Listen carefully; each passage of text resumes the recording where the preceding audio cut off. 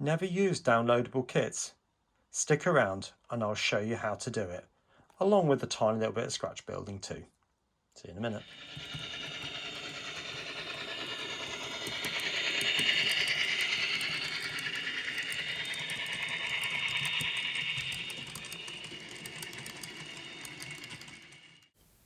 Good afternoon everyone and welcome back to Piccadilly. Now, as you can see, the scene in front of you is pretty much where we left off in the last update video. So we've got the factory to the right, the mill in the middle, and the canal narrowboats just in front. So what I'm going to do is go through the process of how I went about making the mill. Not completely, but from the point where you see it in front of you. So I'm going to take you to the website in a few seconds' time, and we'll take a look at what I did. Okay then, so I tend to use a lot of Scalescenes, which is scalescenes.com. There are loads and loads and loads out there. I know there's Justin does one at Scale Model Scenery. I think it's called Model Railway Scenics or Scenery, something like that. Slightly different name, but the same graphics.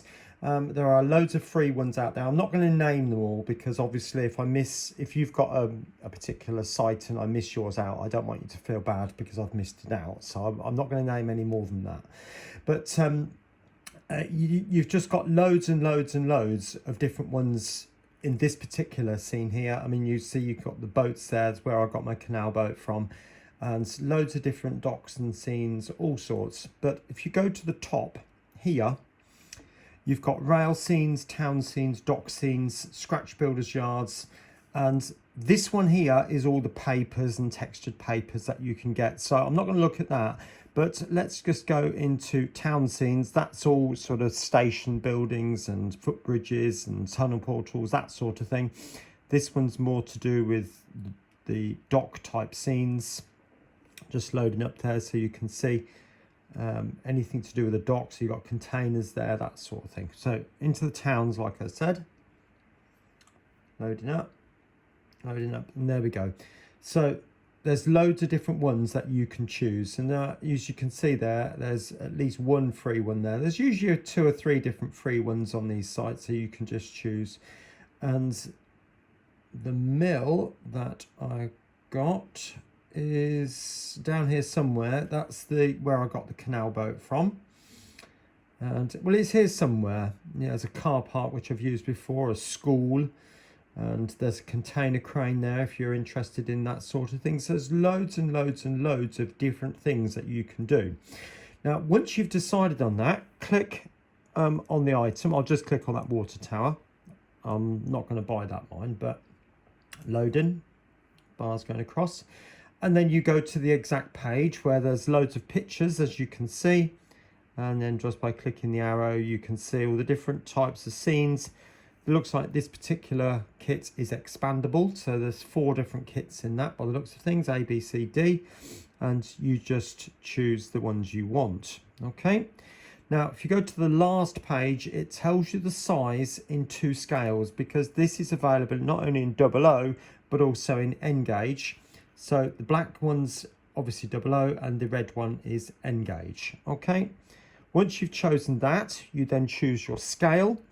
And this one comes in 3 different brick papers. So you've got a very red brick, you've got a brown brick and a cream brick. So you choose, click one of those 2 and click one of these 2 here, add to basket, and then it's sent to you via email. All right. So I'll go back to the next screen now because I'm not going to take you through my iPad so you see everything that's there. That's my business. But I'll show you how it comes up. Now, once you've got your email and you've sort of placed it where you want it to be, you'll notice that it comes as a zip file. And you have to then click on that zip file and undo it. Now, I'm not here to show you how to undo a zip file because that depends on the device that you're using, but that's the type of thing how it will look here on the iPad. So when you click on it, it will then create a copy version which you can then open, which will look like one of these. So I then rename that so it's something a little bit more logical and understandable.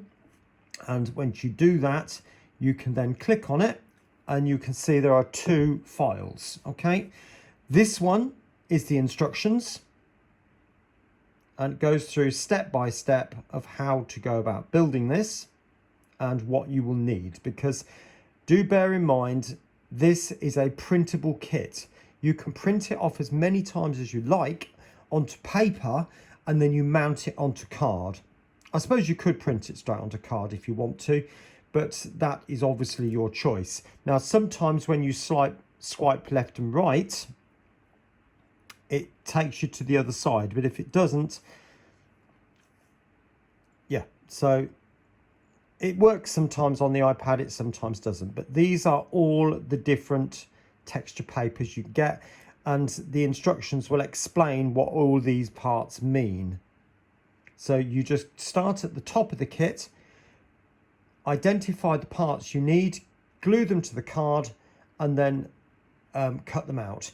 Now, you could take the whole sheet and stick it to a piece of card, but if there are parts on there that you're not going to use, because you say, for example, there's a red door and you want blue doors, for example, you've wasted the part with the red door on it.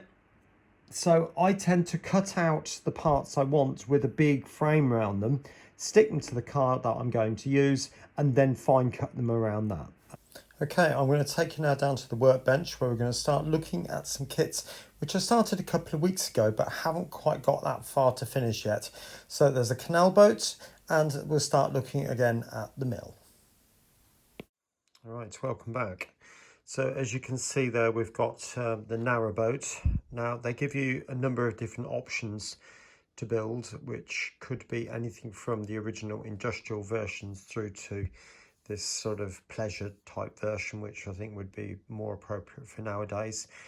It's not perfect, but at the end of the day, I think that will be absolutely fine, bearing in mind that it's just an accessory on the layout, so I think that will be all right. So I'll put that one over there. And the other thing I want to show you, which has not had a huge amount of progress on it so far yet, all I've done is just added the drain pipe and the gutters, but I'm just going to show you that this is the next thing that's in production, if you like. So I'm going to start continuing through the instructions. I'll just show you those. Right, so I've got the iPad here and I'm just filming the iPad, but you can see there's the gutters that I've just put on there. So I've now got to start building some roof supports and, you know, just working my way through the instructions as it says there. Just thought I'd show you where we are at the moment. So you can see I've put the two floors in like that. For some odd reason, the floor has ended up a little bit narrower than the building, but am I bothered? Not really, because to be honest, you won't notice it. Now, just want to point out, the idea with these is you cut this around a piece of card, which would have been this sort of 2mm grey board, and then you have a wrap which goes around it. But to be honest, that was an awful lot of fiddly work, whereas you could use something like this, which is just square plastic, which I've just painted grey and glued it on. So, and I think it probably just looks just as effective as what the wrap would have, and it would be less messy. So, you know, you don't have to stick exactly to the way they do these things. But the next bit are these rafters. And again, they're suggesting cutting these out, mounting it onto the 2mm grey board type card, and then stick the other bit on back to back. That is going to be incredibly fiddly. So again, I'm going to use the same plastic. So I'm going to cut one of these out and then lay it over the top and then cut the other one out and then glue that side by side. As you can see, I've cut out these pieces here. There's another one just there. And I stuck them face down and then stuck these pieces on the top. Now, I will, that one seems to have slipped round the corner, but never mind. I'll soon paint the same effect on there and paint that up, and then stick that over the top like that to make it. Right, so finally got that bit stuck in there. Now you might notice I've had to put an extra beam across the bottom, so I made a bit of a boo-boo. When I first cut it, it ended up a bit narrow, and it was about 2mm narrower than the actual width of that. The idea is that it would normally rest on top of this, just sit on, but as you saw, it wasn't quite right. So I ended up cutting another piece which was the right length, glue that in, obviously painted, and then glue the rafter that I'd previously made and glue that on the top. But I thought I'd show you because you know, I think it's good that we share the mistakes, because at the end of the day, you know, we can all learn from each other, can't we? Right, so I'm onto the roof. Now, I just thought I'd show you a little bit more detail about what I do. So I've got some card here. This does go through the different types of card that you should put on. So this particular one is heavy card, so in which case I would use something like this 2mm grey board, something like that. And then it goes down to light card. And you know, you just judge what you feel is appropriate for those things, medium card. So you need 3 different weights of card. Cereal boxes are usually quite good. But anyway, I've stuck it to a piece of card like that and I've just used a Pritt stick. Other brands are available, as you can appreciate. And I'm just going to leave that a second or two, cut it out, score down the middle, and then run around the edge with an appropriate pen. Right, for the final part of this now, before it actually goes on to the layout, and that's weathering. Now, as I said before, I've given this a very good coat of matte varnish. Now, if I show you the back there, mine has bubbled ever so slightly, but to be honest with you, I could try and slit this along the mortar lines and slip some glue in there, but that's at the back of the layout. That's the way it's going to be seen. You'd do well to see this face, to be honest with you, and you'd have to lean right the way around the back to see that. So I'm really not going to worry about it. But it depends on your circumstances. If yours, the face that bubbles up, sorry, is at the front, you might have to deal with it.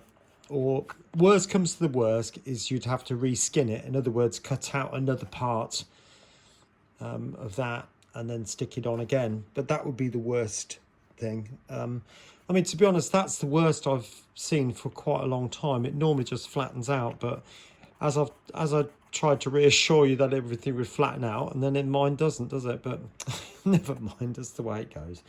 But yeah, so you've got some Nuln Oil there, and I'm going to streak some of that down varying places. I'm not going to go too overboard, to be honest. I'm really not.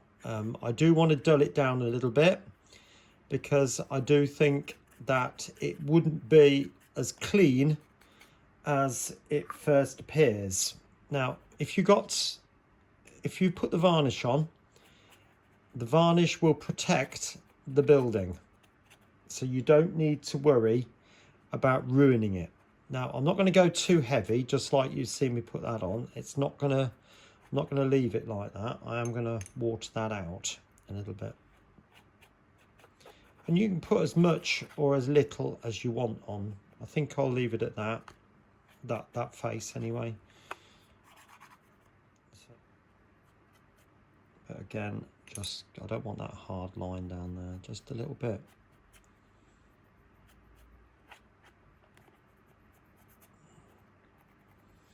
Right, that's that colour. Right, I'm going to put some browns on it and some greens. Excuse me. Right, the 3 colours I've got is that one, which is a Mr. Hobby colour, and that, and a bit of that. It really doesn't make the slightest jot of difference, to be quite honest with you. It's just to create a different effect. That's all it's to do. And again, I'm only going to put a tiny little bit onto each one. So just a little bit of the brown. So that's far too much. So I've watered that out, and it's literally, so that's still far too much. Rub some off on my finger.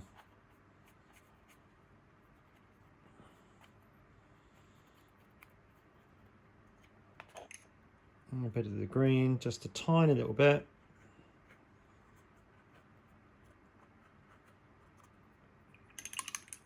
And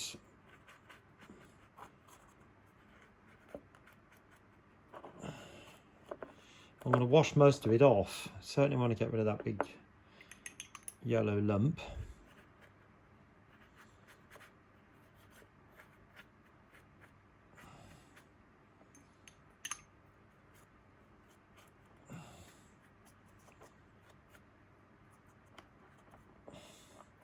Oh, a bit on there, on that bit, and a bit on there, on that bit. Just put a tiny bit of yellow there.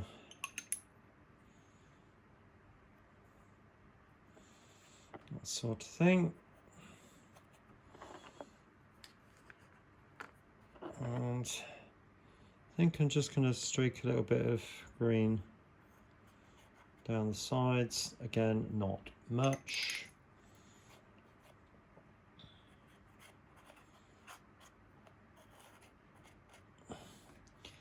It's all about giving a hint. That's all it's to do.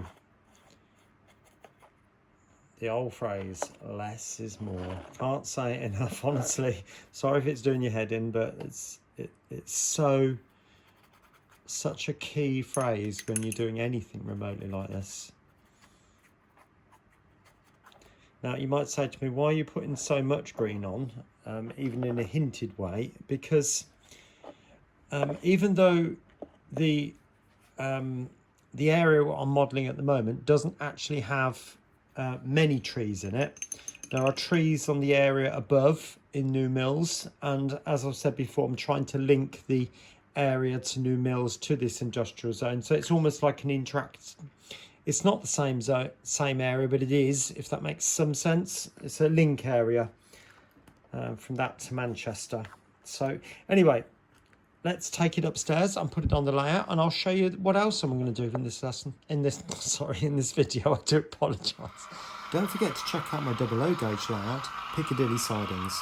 If you look to the top right hand corner of the screen, there's an eye in a circle, and there's a link there and also in the description below. Well, that's the canal boat, obviously, in the mill that I've just done in position.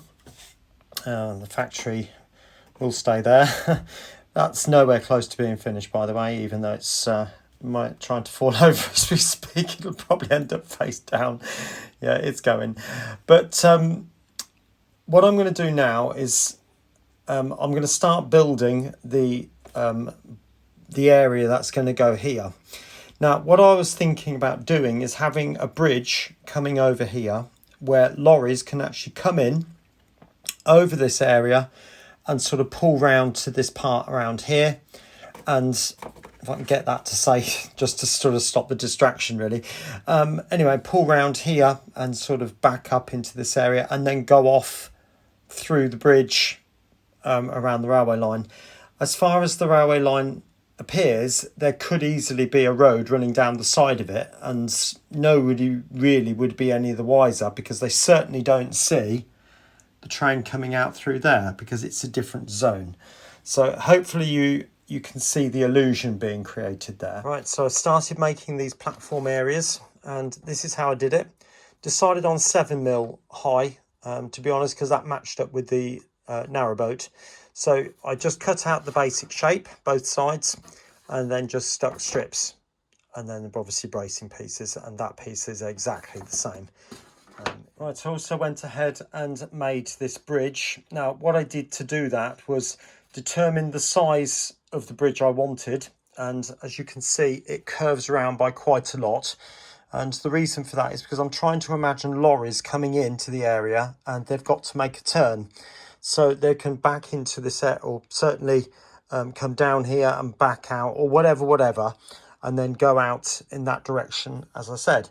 But what I did first of all is determine how long the bridge has got to be, and then how high it's got to be, and then from that, then determine the towpath will be on that side, as is continuing from there, and then say, right, that bridge has got to be the same width as that, or the same round as that, so it looks right. And then I cut out a side, so you can see the side that I've cut. Yeah, then I bent it, and then used this piece, the curve from this piece, to then make this piece. So I put this piece onto a piece of board, drew round it, and then measured 40mm all across like that, putting dots and dashes all the way over the other side like that. So I end up with a load of dashes going down here. Connect those up, and that gave me this distance here, because obviously the outside edge is going to be a lot longer than the inside edge. So I was able then to mount up the central curve, if you like, and get that the same, and then place it in the same place, hence that mark there. That's a central mark for this thing here. Cut that center point out and then sort of determine how far round it's got to go, and then just cut the slope. I hope that's clear, but I don't really want to go through that too much in this video. I might look at that a little bit more in the next. Okay, I'll speak to you in a minute. Well, that's it so far. We've got to a point now where I've obviously finished the mill, and I've just mocked up a quick bridge and mocked up these I'll say platforms, but they're not in the traditional railway sense. It's more of a landing area or a towpath type thing. I will be building up the ground a little bit more to create some hills. I say hills, but sort of mounds, if you like, just to make it look a little bit more interesting. Maybe a bit of a waste ground type of thing here with loads of weeds. Maybe this might be an area where she's all full of rubbish. I don't know. Tell me what you think. But the lorries will come in over the top here, park up in this area here, ready for the factory, because obviously we've got the other factory building will go in this area here. I might push that down a little bit further. I don't know at the moment. And then the lorries will go out that way down through there, down there. And yeah, that should be all right. And there'll obviously be a slope and a fence going down towards the railway line. I didn't want to build it up too much, and I think in the previous clip I said 11 millimeters, which when you've got a 2mm cork bed, that is the level, that is the height of a railway platform. But in this instance, I wanted it to be the height of the I'm not sure quite what you call it, the top part of the canal boat. So all of that would be, or not underwater, but certainly sitting in the water. And then when I finally put the water coat on, it can be about 3-4 mil deep, which won't be very much. And I think that will probably be enough to give the impression that there's a river or a canal running through there. But yeah, I'm pleased with the progress that is coming on, and you can start to see the scene growing now. So the video that's going to appear on the top of your screen now is going to be the last video, which was all about that 150 unit and how it wasn't performing as it should. So that was the first one.